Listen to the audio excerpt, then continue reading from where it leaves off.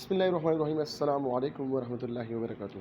Welcome back to Physics with Umar Farooq and PMC discussion class. PMC test number 28 23 September 2021. MCQ number first क्या है? Radiation therapy use to treat cancer. कौन सा radiation जो है वो हम cancer के लिए हम इस्तेमाल करते हैं? तो वो एक्सरेज भी हो सकता है और वो गैमा रेज भी हो सकता है. तो इसमें दोनों ऑप्शन मौजूद है. हम टिक करेंगे ऑप्शन नंबर सी को. ठीक है. Angular displacement become linear for dash radius, larger radius, smaller radius, both of them या नन ऑफ देम. देखो आप लोगों को पता है कि theta is equal to S by R के बराबर है या S is equal to R theta के बराबर. जब ये एंगल क्या हो, बहुत ज़्यादा कम हो, बहुत ज़्यादा कम हो, तो ये एस और ये आर क्या होगा, ये बराबर होगा. तो एंगुलर डिस्प्लेसमेंट बिकम लीनियर.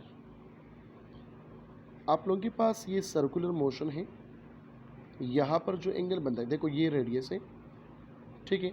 यहाँ से लेकर यहाँ तक सपोज करें ये हमारे पास जो आर्क आया है ये क्या है, ये बहुत ज़्यादा स्मॉल आया है, इंतहाई स्मॉल आया है. ठीक है. तो लीनियर कब होगा, जब हमारे पास ये एंगल बहुत ज़्यादा क्या हो, कम हो. ठीक है. और रेडियस पे तो क्यों डिपेंड नहीं करता, रेडियस ज़्यादा हो रेडियस कम हो. अगर सर्कल बड़ा हो, फॉर एग्जाम्पल यहाँ से लेकर यहाँ तक, ठीक है, फिर एंगल में यहाँ पे ले लूँ, ये भी आर ये भी आर, एस यहाँ पर भी क्या है, ये लीनियर है. समझ आ रही बात की. ठीक है. मतलब ये हुआ कि रेडियस पे जो एंगुलर डिस्प्लेसमेंट है ये बिल्कुल डिपेंड नहीं करता. ठीक है. Angular displacement is independent of radius. So इसमें ऑप्शन कौन सा करेक्ट होगा, वो होगा none of above. Next MCQ हमारे पास है, at what angle the height of a projectile is maximum. तो आप लोगों को पता है कि h is equal to v I square sine square theta divided by 2g. जब एंगल यहाँ पे 90 डिग्री हो तो साइन 91 के बराबर होगा, h मैक्सिमम होगा V I square divided by 2g. समझ आ रही बात की. तो एंगल क्या होगा, वो होगा ऑप्शन नंबर बी. कौन सा है, वो है 90 degree. Number 3, the value of work done by spring force may be positive, negative, zero या ऑल ऑफ अबव. देखो work done by the spring force, work done करता है कौन, स्प्रिंग फोर्स. अगर आपने एक स्प्रिंग को कंसिडर किया, ये इस एक स्प्रिंग आपने ले लिया, यहाँ पे आपने कोई मास वगैरह लगा दिया, अगर आप इस पे फोर्स लगाते हैं अप्लाइड फोर्स, ये डिस्प्लेसमेंट भी इस डायरेक्शन में कवर करता है, तो इस केस में वर्क पॉजिटिव होता है. ठीक है. लेकिन अगर जैसे हम यहाँ पे अप्लाइड फोर्स को छोड़ें तो रिस्टोरिंग फोर्स स्टार्ट होते हैं. तो अप्लाइड फोर्स और ये फोर्स एक दूसरे के साथ क्या है, अपोजिट है, तो वर्क आपके पास नेगेटिव आएगा. समझ आ रही बात की. लेकिन अगर एक जगह पे ये स्टॉप हो जाए तो वर्क फिर क्या होगा, ज़ीरो होगा.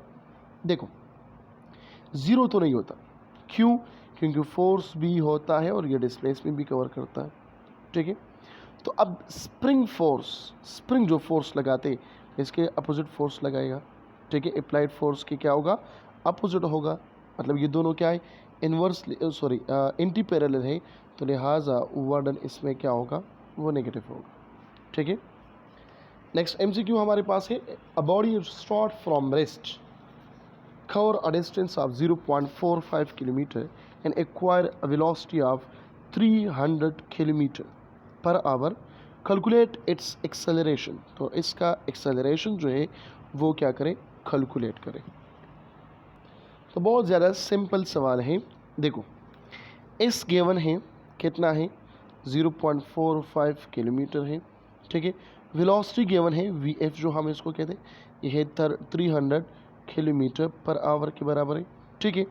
एक्सेलरेशन मालूम करना है, third equation of motion use करें, 2as is equal to V F square minus V I square, ये टर्म ज़ीरो हो जाएगा. एक्सेलरेशन मालूम करना है, so V F square divided by 2 into a. इसमें वैल्यू आप लोग पुट करें, आंसर आ जाएगा 7.71। इन दोनों में एक है, ठीक है, इसको कैलकुलेट करें आप लोग खुद से। अब pitch is directly proportional to frequency, inversely proportional to frequency, तो ये क्या है, directly proportional to frequency, option number A. Total number of quark that is 6, ठीक है, 3 क्वार्क से और 3 इसके एंटी क्वार्क से।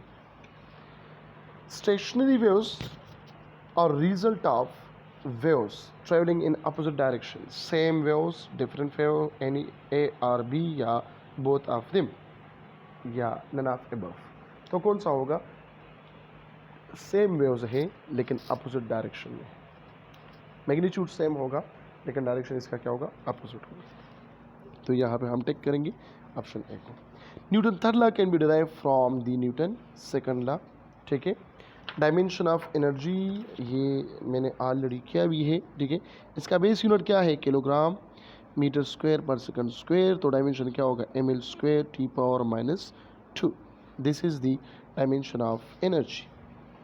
what are the direction of what are the direction of vector of force and displacement या distance when maximum work is getting performed। maximum work कब होगा, W is equal to F S कब होगा, जब angle 0 degree हो या 360 degree हो, ठीक है। किसके दरमियान, फोर्स और डिस्प्लेसमेंट के दरमियान, मतलब फोर्स भी इस डायरेक्शन में, डिस्प्लेसमेंट भी इस डायरेक्शन में, तो एंगल यहाँ पे क्या है, 0 डिग्री, और cos of 0 degree is equal to 1, लिहाजा W is equal to F S आता है, ठीक है। नेक्स्ट क्या है, dipole moment is a dash quantity, scalar quantity, vector quantity, tensor.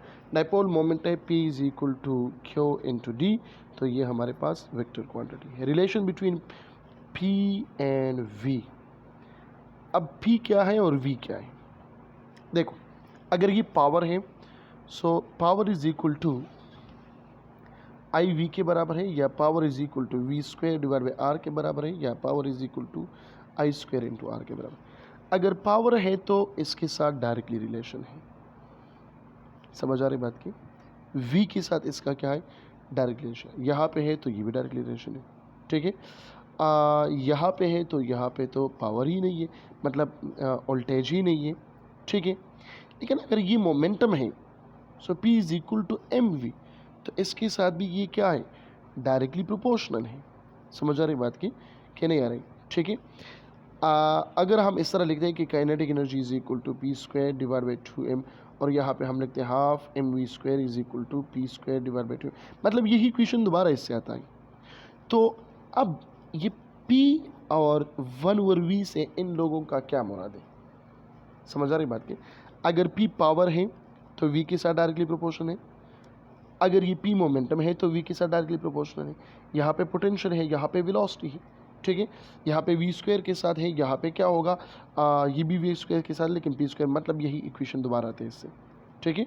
तो रिलेशन बिटवीन P और 1/v जो है ये थोड़ा सा कंट्राडिक्टरी है, मतलब जाहिर नहीं होता इससे, मतलब ये पावर शो करता है या मोमेंटम शो करता है, क्योंकि दोनों में V आता है, समझ आ रही बात की। ये वी वेलोसिटी भी है, ये वी मोमेंटम भी है, सॉरी पोटेंशियल भी है, ये पी मोमेंटम भी है, ये पी पावर भी है। शायद ये एमसीक्यू जो है जो मेरे पास आए हैं ये इस तरह ना हो, अगर किसी को पता है, किसी को मालूम है, तो वो कमेंट में ज़रूर बता दें कि स्टेटमेंट ऑफ एमसीक्यू क्या है, ठीक है।